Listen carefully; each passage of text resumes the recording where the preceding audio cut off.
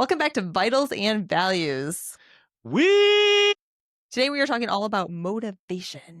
Ooh, see, we get this one a lot. I get this one a lot, obviously. And so I get it a lot too. this is a tough love conversation. I think this episode is about the realities of what it's like to transform your life and make these better decisions, and things are about to get interesting. Absolutely. It's not that you need motivation. You need a new standard is what we are saying here. 100%. Because like when we get into it, identity, values, we all have these weird values we have for ourselves, and we'll find ways to make sure that we hit them. But how you feel, motivation is fleeting. And so it's Yeah. super important to know that. Absolutely. So diving into Vitals Check, where we talk a little bit about the science and the research behind this topic. So I want to start out with the truth, as you already alluded to. Motivation is unreliable. It's like gasoline. Yes. So, I mean, 10, 15 years down this whole transformation, yeah, everyone, when you're in the midst of a transformation or in trying to change anything in your life, you get these bolts of motivation. Mhm. You see that fun video on someone having a transformation on Instagram or TikTok, you get excited. This is the time. Uh-huh. Because, like, I get patients all the time saying, I'm not motivated to do X, Y, or Z. And the truth is, motivation is not what you need to rely on. And consistency is reliable and creates the momentum that you need to make changes. And neuroscience backs this up through different research. Ooh, tell me the science. So there is growing body of research that supports the fact that repetition is what helps us build habits. So repetition over time.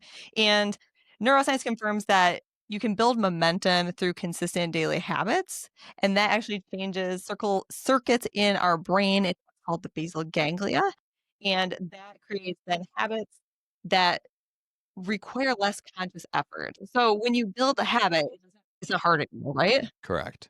So there's certain things I'm sure you do, like go to the gym or The morning routine. It's different. like, it's rhythmic. It's not You don't so think much how about I it. feel. It's just, all right, this is what's going on. So a habit action that is going to be triggered by some contextual cue in your environment, and then that is associated with an outcome. So, like an example is you get in your car, you put on your seatbelt. Do you think about that? Actually, it's kind of crazy when you get in a different car and then you have the same pattern. Or the worst in this situation is this does happen at the gym occasionally. I'm not Yes. trying to make it into a pattern, but I'll pull into the parking spot and I'll sit there for a second and Hmm. I'll listen to a song, or I'm doom scrolling through TikTok or whatever it may be. I already turned the car off at this point, Uh-huh. and then before I know it, I've been there long enough that the pattern is, oh, well, right before I open the door to leave the car, I turn the car off. So you click the button, but you turn the car on Oh, because you already because turned you've it already off. turned it off from parking, but you didn't think about it. And so you're like, oh, I'm getting out of the car. So turn it off. And I turn the car on.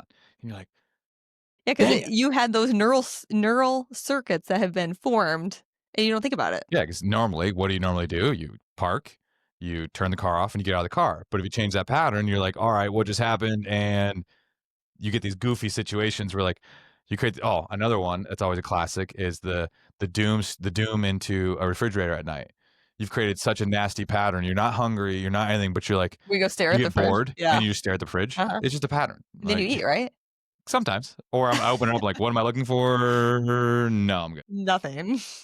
And so, depending on different studies, it depends on what habit we're talking about, and it depends on a lot of things. But it seems like from a systematic review of a meta-analysis that I looked at, about 100 to 150 hours, or sorry, 100 to 150 days is what it takes to build a habit, Okay. give or take. Oh, So you're telling me these 21-day fixes probably don't actually help anybody. well, they're not going to help you to form the habit. Gotcha. It could be, I guess it could be a start, but you cannot end at 21 days. My 21-day colon cleanse is going to fix all my problems. Well, like I said, it could be a start, but we need longer than that. A habit formation is obviously also depends on like the enjoyment of the habit. So something you enjoy, obviously, it could take less time to Wait, develop a habit. you're telling me, and this is one I've been talking about for forever, there's science to back that it's more important that you enjoy the habit in which you're partaking in than it is which thing you're doing, I think it plays a role for sure. aka which workout routine you do, Uh-huh. which nutritional lifestyle, if you're gonna hit to a diet. Uh-huh. It's yeah. Well, Yeah. I was gonna bring that up because of freaking the episode or a comment earlier today where people think when you tell a harsh reality of carbs and stuff, that Oh, means you're yes. attacking keto. Mhm. It's like no, just saying it's to tell the truth. But that I digress. You digress. Yeah. And one other thing that can be helpful for habit formation is systems. So building a system for your habit to work within. So a system could be going back to like walking into the kitchen and like looking at the fridge. Like a lot of people like they walk into the kitchen and then you get a snack because you're bored and you're not hungry, right? You just do that automatically because that's kind of the habit that you've actually created already. If you want to change that habit, you have to create a new system for that habit to have a different system in place. And so you could say like, I don't know, you walk into the kitchen and it's like every time I walk into the kitchen, I'm going to drink a glass of water instead. And or you could say, another system would be making it more difficult for you to get the snacks. Like putting them at least I find this like if you put it in containers that are harder to open, it's a lot These harder. are- There is. Well, it's like and you freeze the sweets. Yeah, that too. So like if you have your sweets in the freezer, there's a resistance. So now the pattern doesn't because you have to like not only do it, you have to pull it out, which creates a barrier. And you go Mhm. now you have time to question what you're doing because when push comes to shove, it's like on our previous episodes. And actually, it's so funny. There was a comment on our YouTube Shorts about this, Uh-huh. and it was like the comment just didn't understand what you're trying to say, which was like when you have a patient come in and they say, "Well, this is how I eat," and you go, "All right, how consistently are you doing that?" And they're like, "Well, I think I'm pretty consistent doing that." And then you know based upon everything about them, you're like, In all "There's of our no other way you're eating conversations. like this Uh-huh. on Consistently. a 6-day average of 7 days a week. Uh-uh. There's no way." Uh-huh. But because most people just create these rhythmic patterns, they're not actually thinking about what they're doing. Mhm. It's like and this goes back to the misconception that you don't need motivation, you need new standards, expectations, disciplines for yourself because you need it to become as brain dead as Mhm. possible. If you have to feel like doing the right things all the time, That's tiring. good luck. So a system can keep you consistent in a habit, and because motivation's gonna fade. Like you might have a lot of motivation if you start something, but unless you have the system in place to keep it going, you're not gonna be successful likely. Especially when you get into, I mean, obviously my lens of extreme weight loss. We're doing it all the time. I've talked to shout out to Ethan because he's doing incredibly well. But I've had this conversation with him. Uh, you get this incredible motivational jump because you gain tens of thousands, hundreds of thousands on social media. You have this feeling of excitement that you're Mhm. like, I'm ready to take on the world. There will be a point in time where you get less comments, you get less likes, you get less people in your behind you going, "Come on, man." And it's your ability when you don't feel like doing certain things and do them anyways is where long-term success comes from. It's Mhm. like now, I mean, it's kind of just go with the flow for me for the last like 8 years. Right. Yeah, I did the bodybuilding show a couple times, which then sparks motivation because you're like, Mhm. I need to look as sexy as possible on stage, like all that. But like, then it's gone, and then Uh-huh. it's like, what holds you? Morning routine. This is what I do. Set these And calories of protein. you saying people don't wanna listen or watch that all the time? It's not all sexy. I mean, it's not all sexy. Like that's what Mhm. it comes down Yeah. to. Like that motivation always is this from people always kind of say it. It's like they want every day to feel like exciting. Exciting. It's not. Something amazing happened. Yeah, it's not always that's where finding enjoyment in what you're doing is Mhm. super important. You have to be Uh, okay with the day-to-day mundane too, yep, right? Yeah. exactly. And the only other thing I was gonna add about, in the vitals check is that there can be obstacles that you have to remove as well to create habits, and I think people don't always think about that. We're thinking about what can we do? What can we do actively? But, like, you have to remove things sometimes that are causing it make it more difficult for you to actually create a habit and be successful. I 100% agree with that because like looking at the this is my argument of why again you got to find balance, but so many medical doctors are so unhealthy Mhm. because they work crazy hours and they don't set boundaries within their medical practice and all this kind of stuff. So they don't put aside 30 minutes of fitness a day. Mm-mm. They don't put aside these things. And like thinking about from back when you were at your previous practice or like in a big system, or my dad always talked about it, like you're on the go. And Mhm. so if there's two slices of pizza, two slices of pizza. But if you're creating a barrier that makes the process of building sustainable habits more difficult, Yeah. Well, and that's you have to look into it.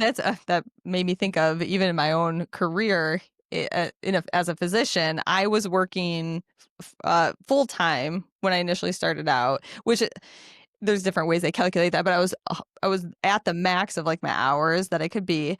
And then I joined a new gym and I was going to the gym in the evening after work. And so I would go to work, then I would go to the gym straight from work, and then I would rush home and have to eat. And then it's like already past when I wanted to go to bed. And it was like this not very sustainable pathway towards like making sure you're eating healthy, you're exercising, but you're not sleeping well. It just wasn't working. So I actually cut back on my hours, shifted them slightly so I could go to the gym in the morning. And then it made everything a lot better. So it's like those kind of changes. That's kind of, I guess, a system change where sure, not everyone wants to cut back their hours, but it was worth it for me so that that system could be in place for my overall health and well-being. Now, I will admit, it is hysterical to me when these personal trainers and stuff are talking to like single mothers or mothers with Uh-huh. 3 kids going, Uh-huh. you need to value your own health and Mhm. spend 90 minutes in the gym. It's not happening. Like, and so like there Nope. also are like There's realities. reasonable realities, but you have to look at your life as a whole. And Mhm. this goes into, again, since it's less about motivation and more about setting your environment to win, especially, and like triggers and like how these patterns accrue. Don't kid yourself. Everyone listening to this right now, you have a certain friend group that has these standards, expectations, and disciplines, and they have the morning routine, the fitness routine, nutritional routine, sometimes too rigid, Mhm. and you have to look into that too. And then you have friends in your circle that drink too much. They eat too much of the wrong foods consistently, and who you surround yourself with is who you become.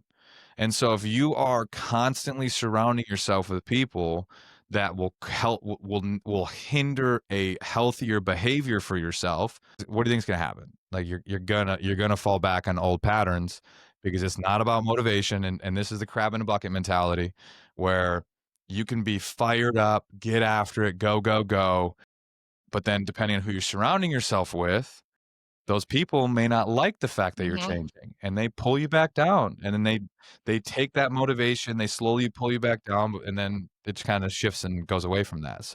And that's kind of like where it's like, well, do I need to remove this? It sounds bad to call these people obstacles, but that's what they could be for what you're trying to do.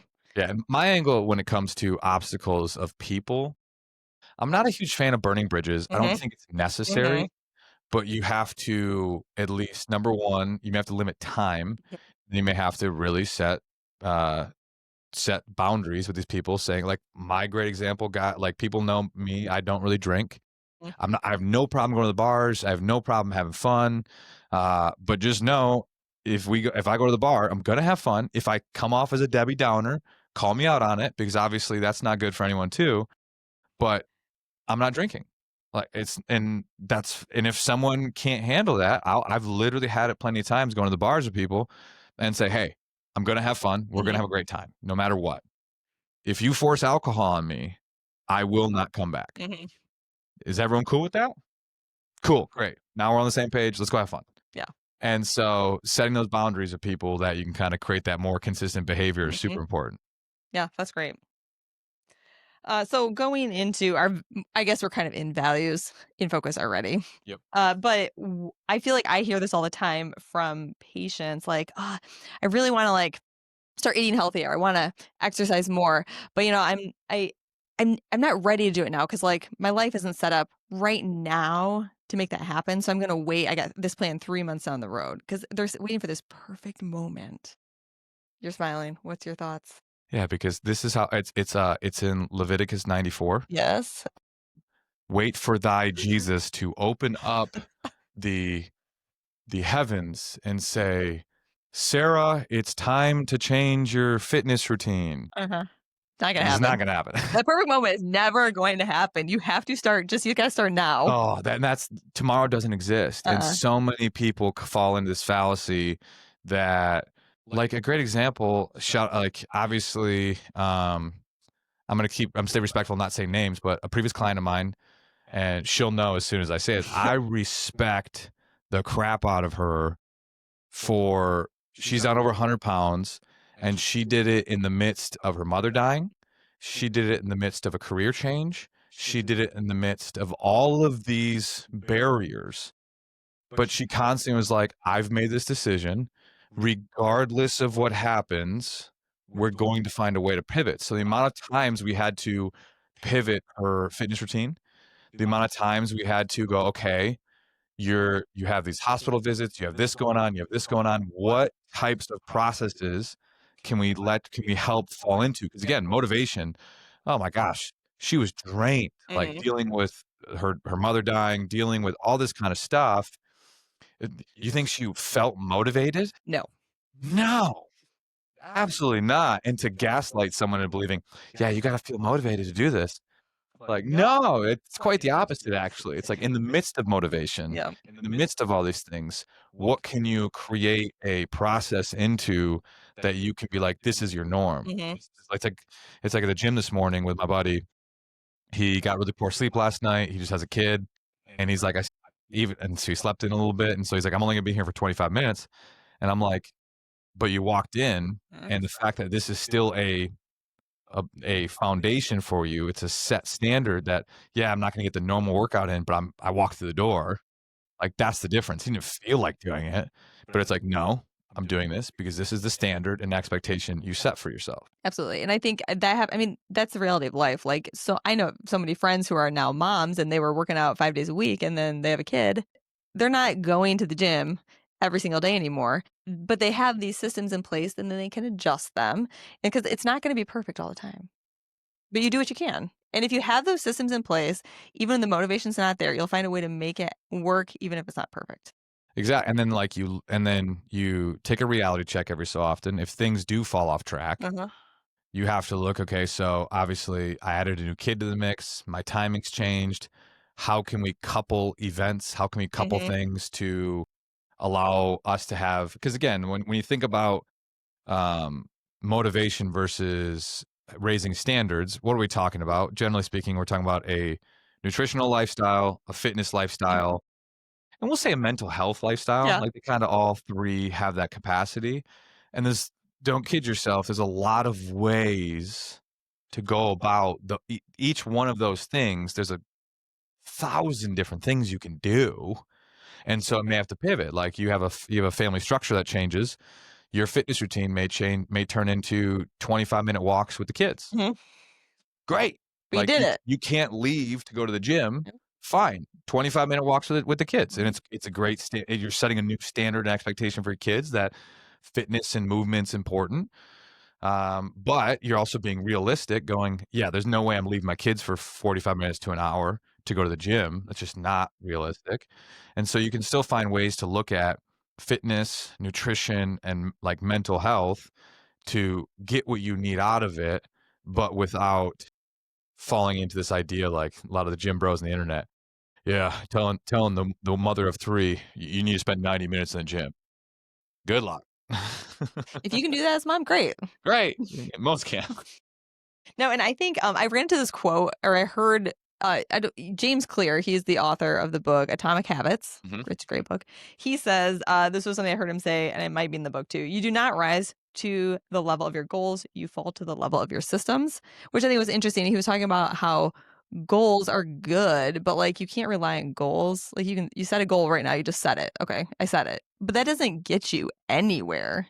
But if you can set up a system, that's what's going to get you to what you want. Yeah, because I like that's why I'm a huge advocate of sweet spot goals and like that whole process because so many people create these. I'm not a huge fan of these audacious goals. Hmm. I'm gonna lose 100 pounds in 4 months because number one, it's not realistic, and number two, I mean that we talk about the pattern it takes to do that is unsustainable.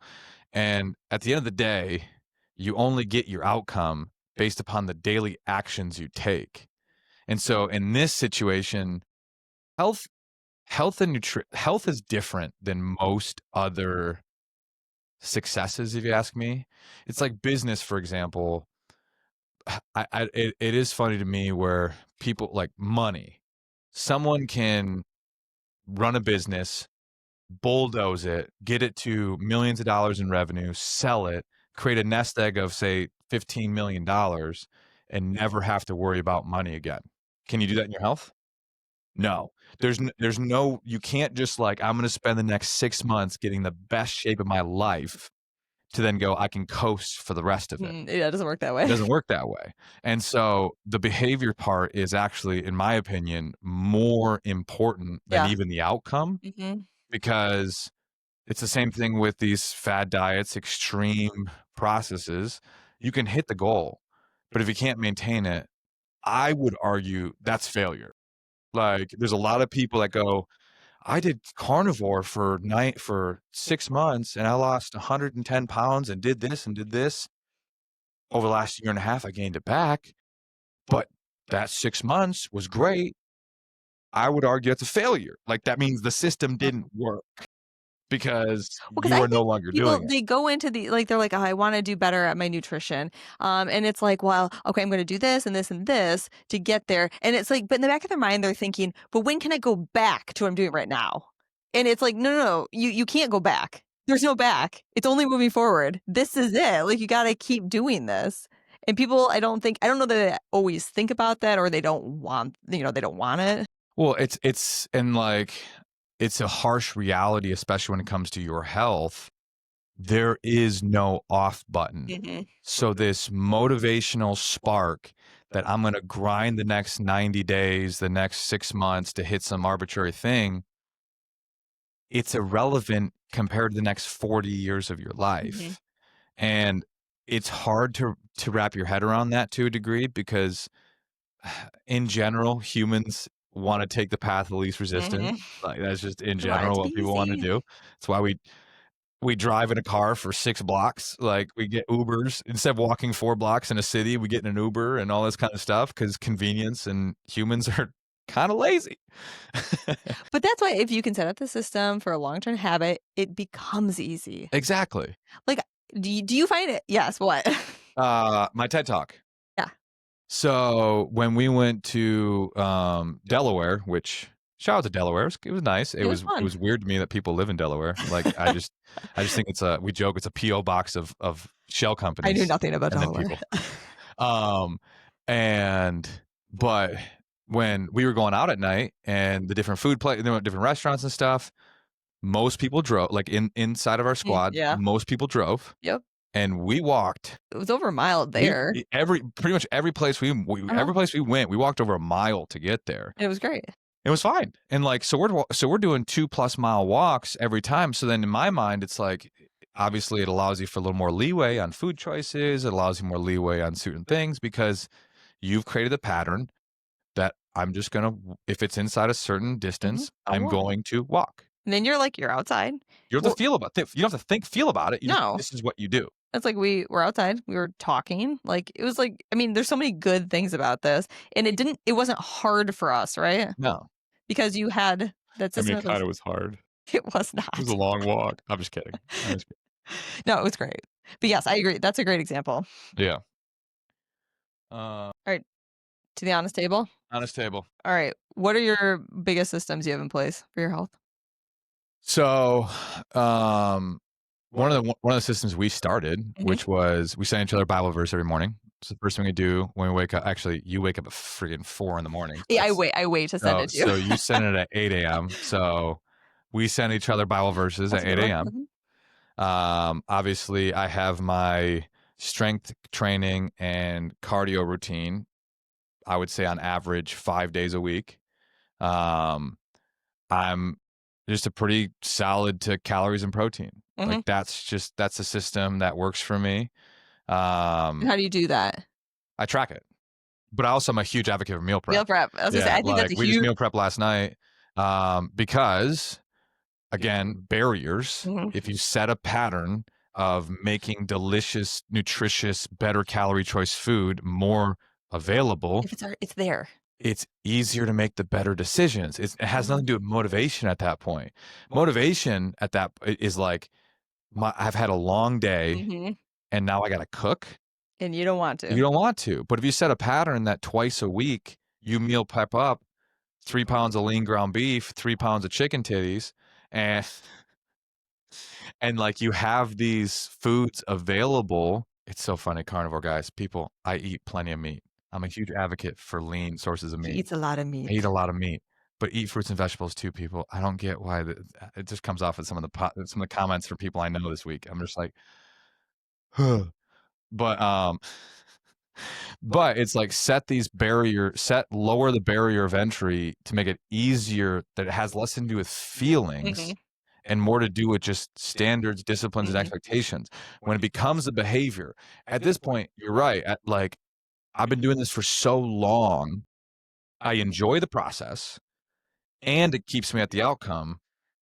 I don't have to feel much. Like, I get a little bit of variation of 10, 20 pounds based upon summer and cheesecake and all this kind of stuff.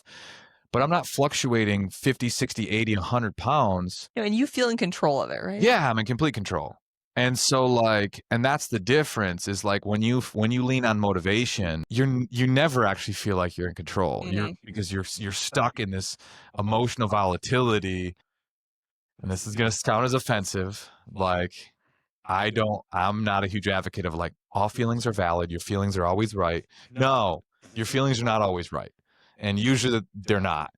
And my go-to is like, Your feelings are yours, though. your feelings are yours. But it's like, yeah, I feel like having cheesecake, pizza, and ice cream every day. Do I do it? No. And so, like, just because you feel a certain type of way doesn't mean you act upon it. Your standards, your expectations, and your disciplines and your behaviors is what dictates actions. Contrary to popular belief, just because you feel a certain way does not mean you have to act upon it. My joke, this is a joke. This is a joke. When I go into public and there's like a screaming 7-year-old toddler that's acting like an entitled brat, I feel like going up to that kid, smack him in the face and say, shh, just stop. I don't, because it's not the right thing to do. But toddlers that are screaming in public, like, I want this, go nuts, stop. I didn't know this was a weakness of yours. Being an adult means that regardless of how you feel about a situation, you act a certain way. Means like, and the way I kind of say it is like, going back to your standards, you set standards for yourself. This one's a biology thing. Okay, we're just gonna say it. So the way the other one I like to always use is, men have behaviors of attraction. Okay.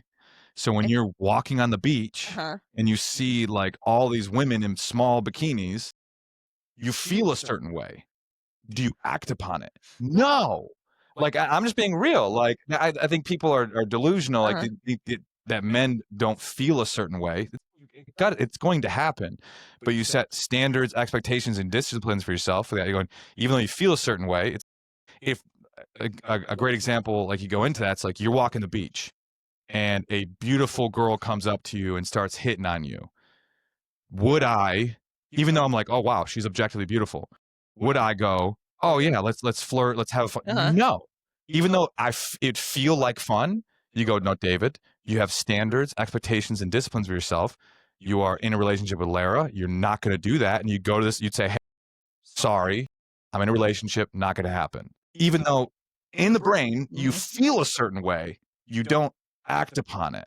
And it's super important that, it's funny how we can set these standards and disciplines in certain areas of our lives.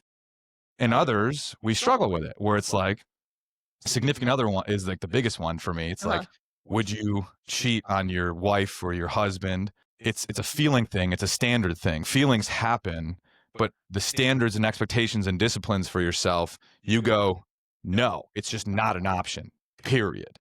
And that's what you need to get to when it comes to if you want to change your life, is stop falling for this idea that just because you feel a certain way, you act upon it. It's quite the And that opposite. makes me think about the idea of identity in terms of all of this. Because I know you, when you changed your life back in your 20s and lost all the weight, you've always told me, at least, that you told yourself, I want to be like this type of person. And that was kind of like a, hey, I'm going to choose to have this identity. And now what are the habits that can get me to that identity? Exactly. Is that Like, kind of how you did it? oh yeah, it's like I always kind of say to this day where I had 400-pound David Mhm. and the thoughts, feelings, and actions that person had, and then I have current David, and I'm a whole different human being. And like there are certain behaviors, actions, and thoughts I respect and that I will keep. But there are others that I'm like, no, I will not treat food like that again. I will not treat myself like that again because I've set a new standard of behavior that that's not how I will be. And so like it's not difficult, or at least as difficult, to make the better decisions because I think so many people still are trapped in a previous vision or version of themselves, and then they're having an identity problem where they're like, they think being lazy is who they are. They think being scatterbrained is who they are. They think having a food addiction is who they are. And it's like, no, that is a current something you're struggling with. But when you allow it to be your identity, it holds power and captivation over you where it doesn't have to have that power. And just getting somebody to make the switch from I'm a food addict Mhm. to I have a poor relationship with food, there's a gap. Now you have a gap. You went from identity, which is this is who I am, I cannot change, to I'm aware I'm struggling with something, but there's capabilities of change. That's actually how you make a pivot. And so getting people to be more empowered knowing that this isn't who I am. This is a set of habits, patterns, and beliefs, and I'm capable of becoming a whole new person.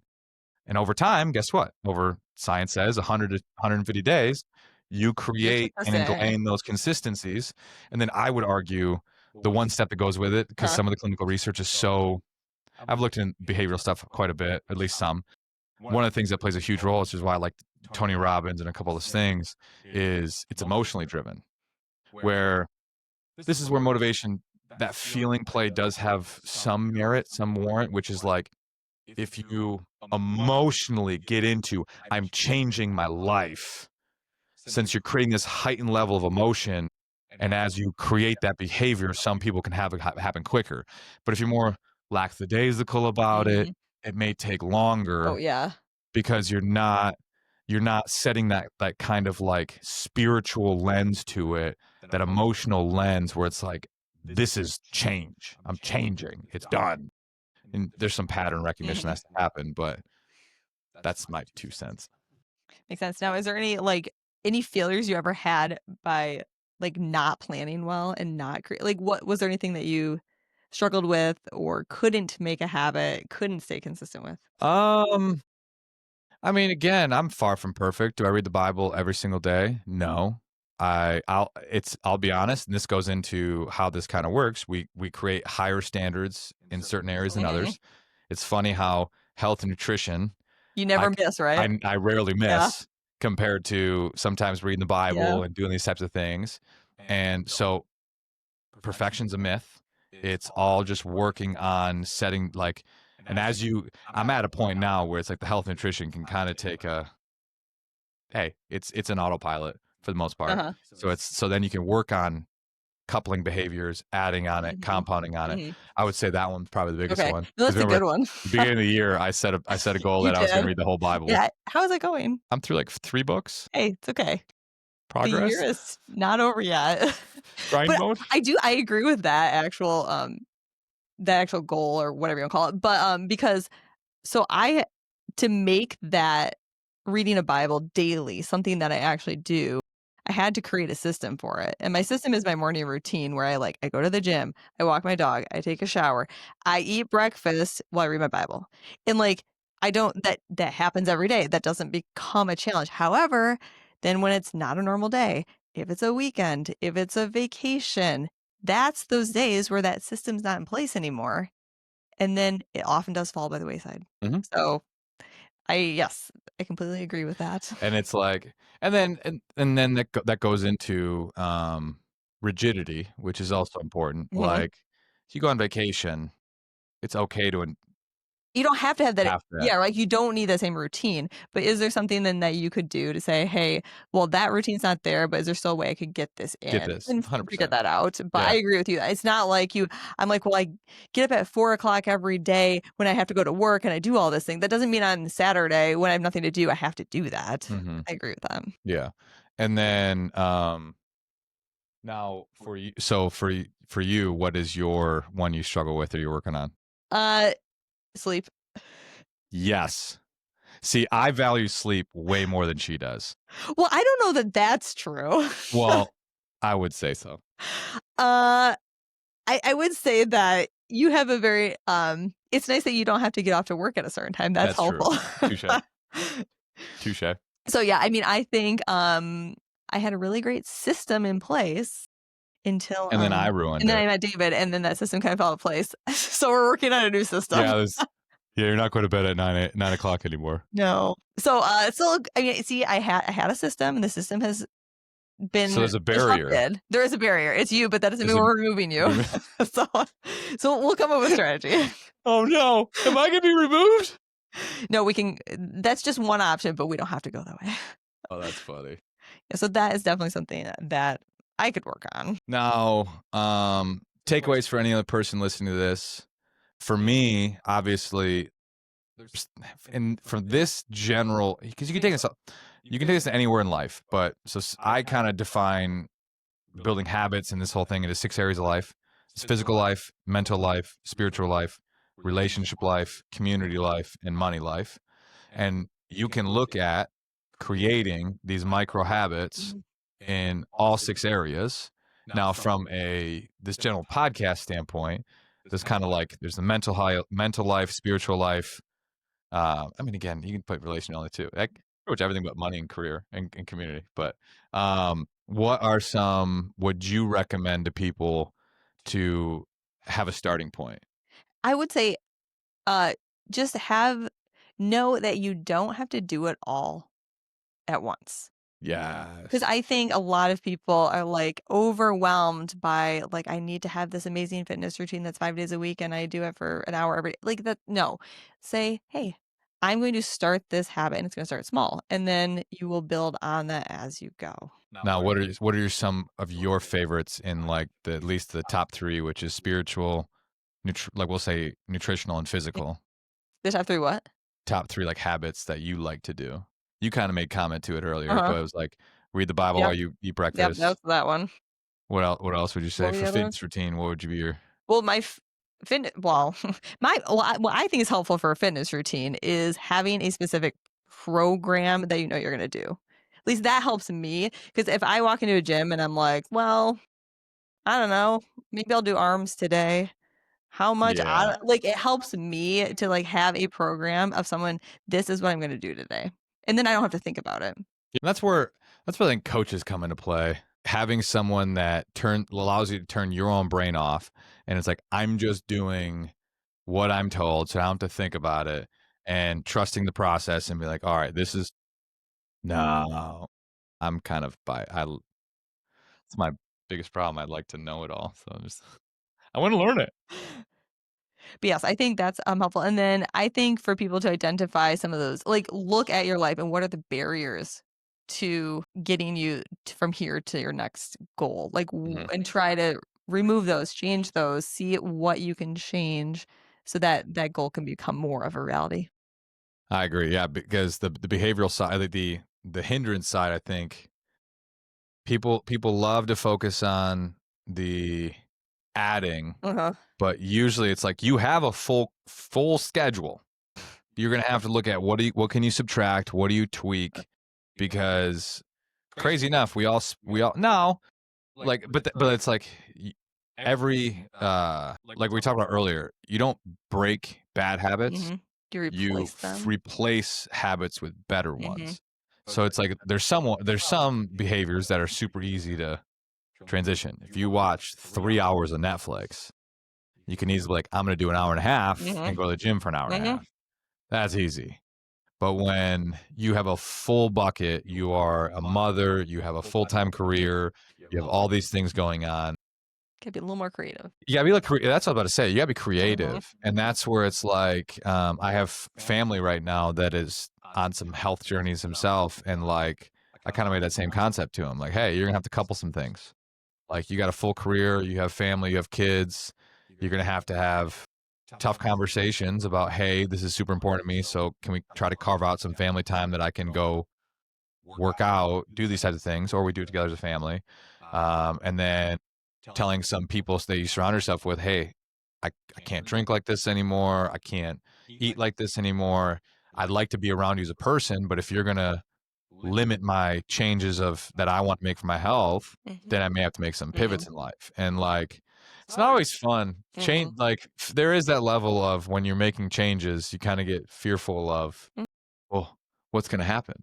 And that's the kind of glass half full, glass half Let's just empty. say, but you think what could happen? What could happen? What could You happen? could lose 200 pounds, meet the girl of your dreams, Oh, go compete in bodybuilding, yeah, and do look at some that. really, really cool stuff with some simple compounding of habits over a decade. Look at that. It's beautiful. And you're not perfect every day, right? Yes, I am. You're I'm just not kidding. perfect every day, right? That's I think people think they have to be perfect. Oh, You don't have to be perfect. Russ's cheesecake with your family at the It beach wasn't house is, cheesecake, it was carrot or cake. carrot cake. Sorry, It was I love great. cheesecake. That carrot cake was so That's because you've never had my carrot cake yet. okay. I haven't had your carrot cake. Good to know. I'm scared. Carbs scare me. It's gonna be so good. All right, any other takeaways you've got? I mean, the biggest takeaway to me was like, tomorrow doesn't exist, guys. Like, if you're listening to this at 8 in the morning, 4 in the afternoon, 8 p.m., all you can do is this next moment, period. So plan it out Mhm.